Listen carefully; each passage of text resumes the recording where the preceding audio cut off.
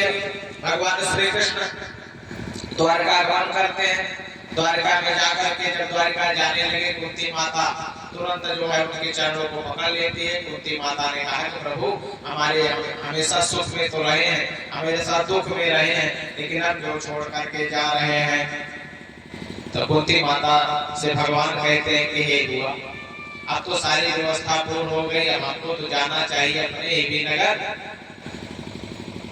तो कुंती ने कहा कि ऐसा है कि हमको जो है ऐसा आशीर्वाद दीजिए हमारे जीवन में हमेशा संकट ही संकट रहे। तो भगवान सोचेगा तो बड़ा गड़बड़ हो गया, तो फंस गए। कैसे फंस गए? कहें कि हमारे यहाँ तो दुख है ही नहीं है, क्योंकि हमारा तो नाम सुख सागर है, हमेशा सुख ही सुख की खाने हैं, तो हम दुख दे नहीं सकते, इसलिए मुझे रहना पड़ेगा। फिर व्यवस्था बनती है।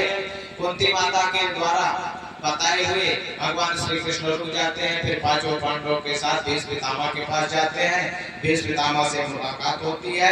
भीष्म पितामह भगवान से कहते हैं कि भगवान प्रसन्न यानी प्रसन्न होकर के आप यहाँ खड़े रहिए, हम आपको देखते देखते प्रयाण का उत्तरायण आता है। भीष्म पितामह जिस प्रकार रोहण होते हैं, वैकुंठ की प्राप्ति होती है। इस प्रकार भगवान के अनेक लीला विग्रहों में सम्मिलित होकर के राजा परीक्षित जी भगवान के परम पवित्र कथा सुखदेव भगवान सुना रहे हैं। इधर सूत जी महाराज सौंदर्य ऋषियों को सुना रहे हैं।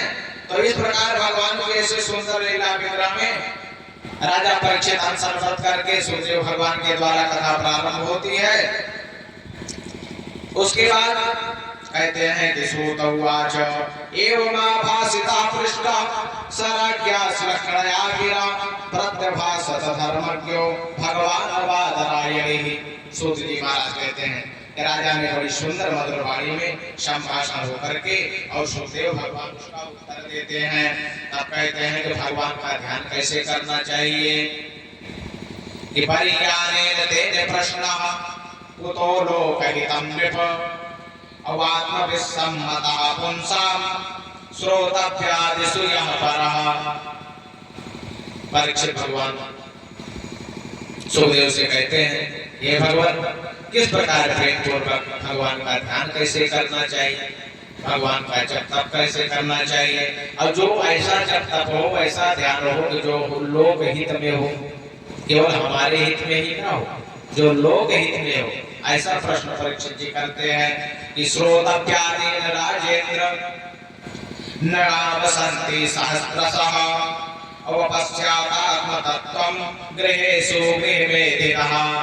परीक्षित सुखदेव भगवान से प्रश्न किए, भगवान का ध्यान किस प्रकार कैसे